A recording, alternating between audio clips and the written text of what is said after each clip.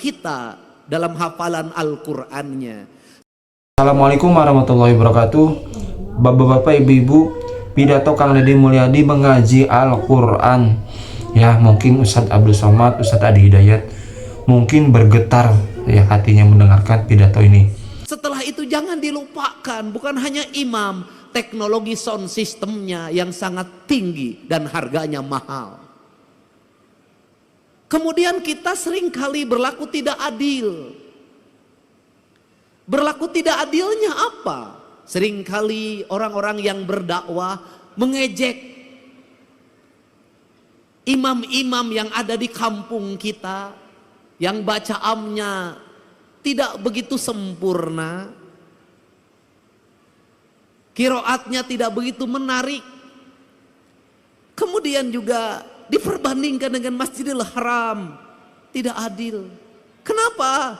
Imam di kampung kita, satu, hidupnya bukan hidup dari mengimami.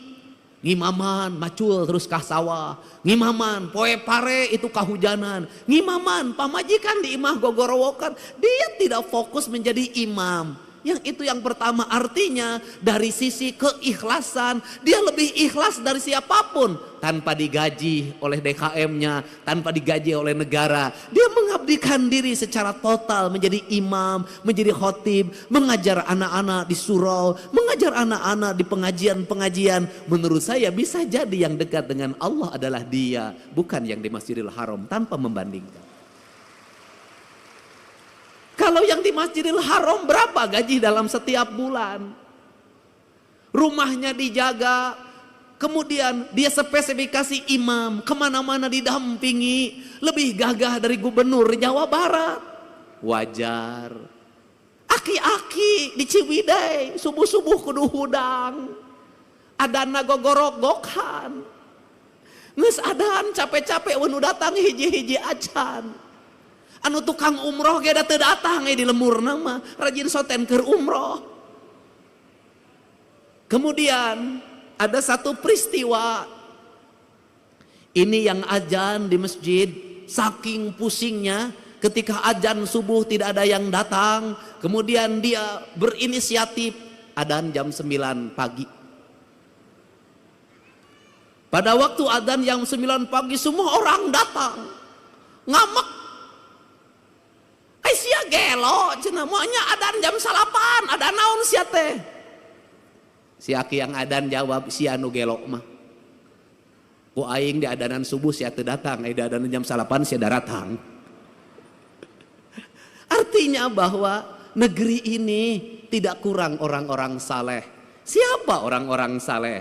Orang-orang saleh adalah orang yang setiap hari tekun mengajar ngaji anak-anaknya di surau-surau, di tajuk-tajuk, di langgar-langgar. Orang yang tekun setiap hari azan, orang yang tekun setiap hari ngimam, orang yang tekun setiap hari khutbah meskipun jamaahnya terbatas, tapi dia tidak pernah datang ke bupati untuk meminta honor. Itulah orang-orang hebat di negeri ini.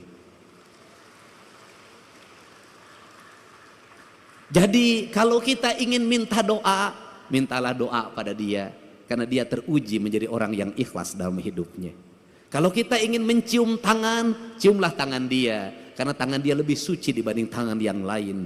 Dia mau mengorbankan diri dan waktunya demi peradaban, demi pendidikan, dan demi masa depan. Apa yang hilang di negeri ini hari ini? Yang hilang bukan orang yang hanya tartil baca Quran, tetapi yang hilang adalah tradisi mengaji. Seiring dengan pertumbuhan waktu, maka tumbuhlah di Indonesia modernisasi Al-Quran dengan metodologi pendekatan Iqra. Cara cepat menghafal Al-Quran, cara cepat membaca Al-Quran, prosesnya ditinggalkan. Lahirlah wisuda-wisuda TKA dan TPA di mana baik secara syiar, baik, hebat secara syiar, hebat. Tetapi di balik itu masjid-masjid sepi dari anak-anak mengaji.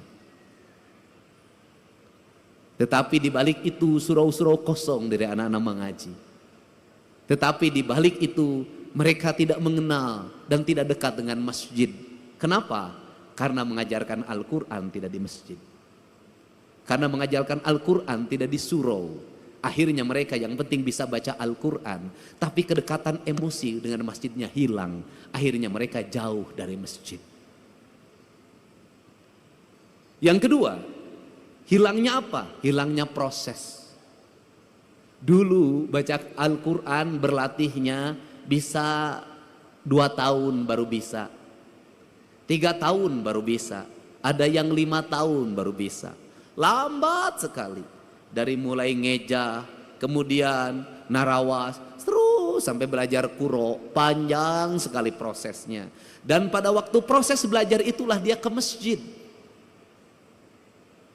Dari proses itulah masuk perjalanan spiritualitas, kedekatan guru dengan murid, berlatih membaca Al-Quran, kemudian ada tingkatannya, ada yang levelnya pertama diajar pada level kedua diajar pada level yang ketiga diajar pada level yang keempat. Maka waktu maghrib yang kurang lebih 1 jam itu efektif untuk membangun 3 generasi. Generasi ngeja, generasi narawas, generasi yang kemudian belajar kuro, dan generasi yang lebih tinggi dari itu. Prosesnya berjalan, maka anak-anak tidak lepas dari masjidnya. Kemudian gurunya bukan hanya mengajarkan Al-Qur'annya, gurunya mulai mengajarkan makna. Maka anak-anaknya dilatihlah belajar puasa, belajar tirakat. Maka Al-Quran identik dengan pembelajaran tirakat, pembelajaran puasa. Kemudian pembelajaran tirakat itu apa yang dilahirkan? Maka Al-Quran itu tersublimasi dalam pikiran,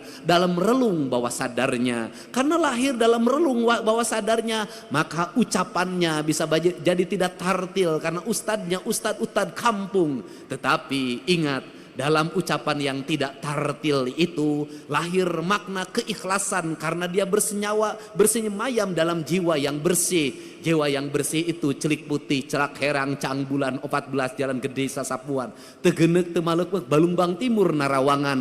Apa yang terjadi? Ucapan-ucapan dari ayat Al-Qur'annya saciduh metu saucap nyata. Maka doa-doa pendeknya menjadi doa-doa yang sampai tembus ke langit-langit ilahiyah.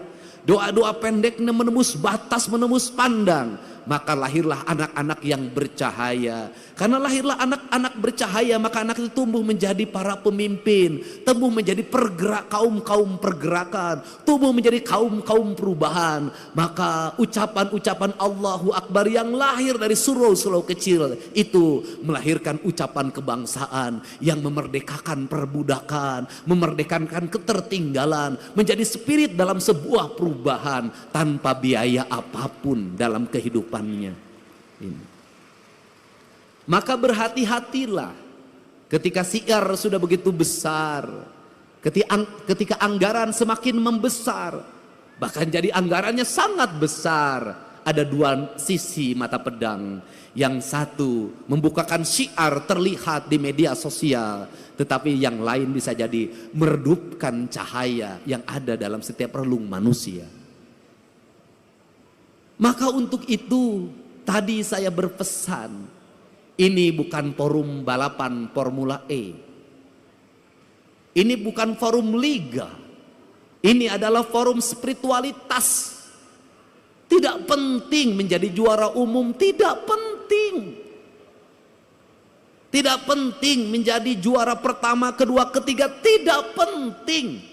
Tetapi yang lebih penting dari itu adalah Al-Quran masuk dalam cahaya ketua penyelenggara, sehingga ketua penyelenggaranya menjadi adil dalam tindakannya. Al-Quran masuk dalam cahayanya Gubernur Jawa Barat, sehingga Gubernur Jawa Barat bertindak adil dalam kebijakan-kebijakannya. Cahaya Al-Quran masuk ke relung hatinya Bupati, maka tindakannya menjadi adil. Dari gerakan membaca Al-Quran ini, maka terbebaslah orang-orang miskin, terbebaslah anak-anak yatim, terbangunlah peradaban hidup yang silih asa, silih asi, silih asu.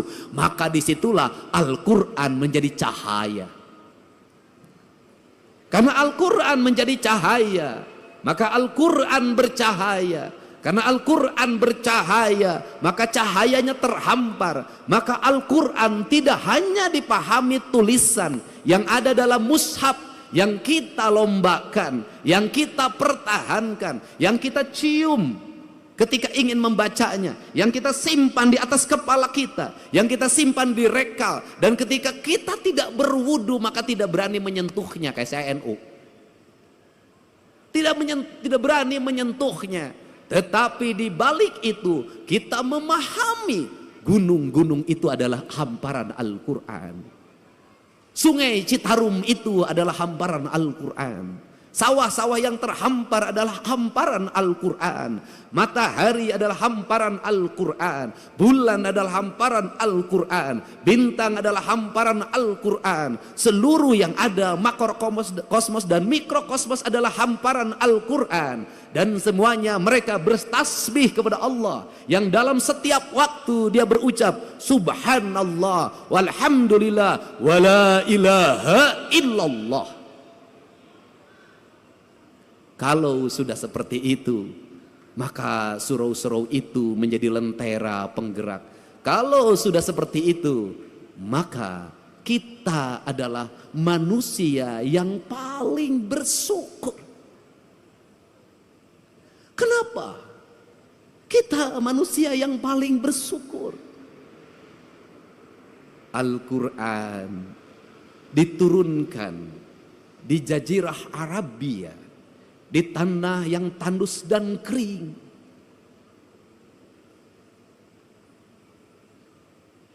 Di mana orang mengalami kesulitan untuk mendapatkan air.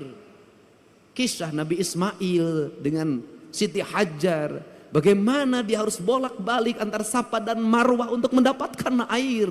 Begitu beratnya untuk mendapatkan air. Rumput-rumput mengering, batu-batu bertebaran, debu-debu berserakan di tempat-tempat di mana manusia mengalami kekeringan alam, lahirlah kekeringan hati, lahirlah kekejaman. Maka Allah menurunkan cahaya yang paling lembut hatinya, yang paling lembut hatinya. Siapa? Rasulullah SAW. Lembut. Karena kelembutan itulah Al-Quran diturunkan. Tidak mungkin Al-Quran turun, nur cahaya kebenaran yang hadir ke hatinya Kanjeng Rasul. Kalau Kanjeng Rasul tidak memiliki kelembutan hati yang lebih lembut dari sutra apapun, tidak mungkin. Maka dari kelembutan itu lahirlah ucapan-ucapan yang lembut. Dari ucapan-ucapan yang lembut itu lahirlah ucapan-ucapan yang indah. Dari ucapan-ucapan yang indah itu mempengaruhi pikiran manusia lewat telinganya. Karena lahir gelombang elektromagnetik yang dipancarkan dalam kekuatan spiritualitas. Di mana angin-angin yang keras, debu-debu yang bertebaran dikalahkan oleh gelombang Al-Quran yang mempengaruhi pikiran manusia. Maka Allah itu berbuat adil. Al-Quran diturunkan di tanah tandus itu. Tetapi Al-Quran yang dikirimkan di tanah tandus itu dibawa lewat pendekatan budaya, tanpa kekerasan, tanpa peperangan. Bercerita tentang kisah Ramayana, bercerita tentang kisah Mahabharata, bercerita tentang kisah Pandawa, ada dalam sosok Dharma Kusuma. Maka dicanangkanlah yang disebut dengan dua kalimat sabda. Dua kalimat sabda itu disebutnya layang zamus kalimus syada, yaitu yang diletakkan pada pikiran seorang pemimpin sebagai nilai ajaran. Nilai ajaran itu melahirkan Pandawa 5, yaitu Dharma Kusuma, Bima, Arjuna, Nakula, lan Sadewa. Lahirlah gerakan politik kebudayaan para wali, mengenalkan agama Islam lewat pendekatan kebudayaan. Lahir simbol-simbol silib, sindir, sindang, siloka, sasmita. Kenapa? Karena dia berhadapan dengan masyarakat Sunda, masyarakat Nusantara yang tidak terbiasa dengan bahasa kasar. Dia terbiasa dengan bahasa simbol, bahasa makna.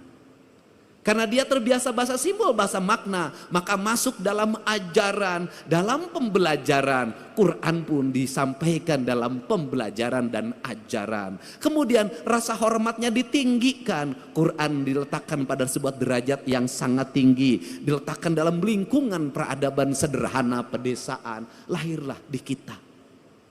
Apa keuntungan kita? Keuntungan kita lebih dari orang Arab.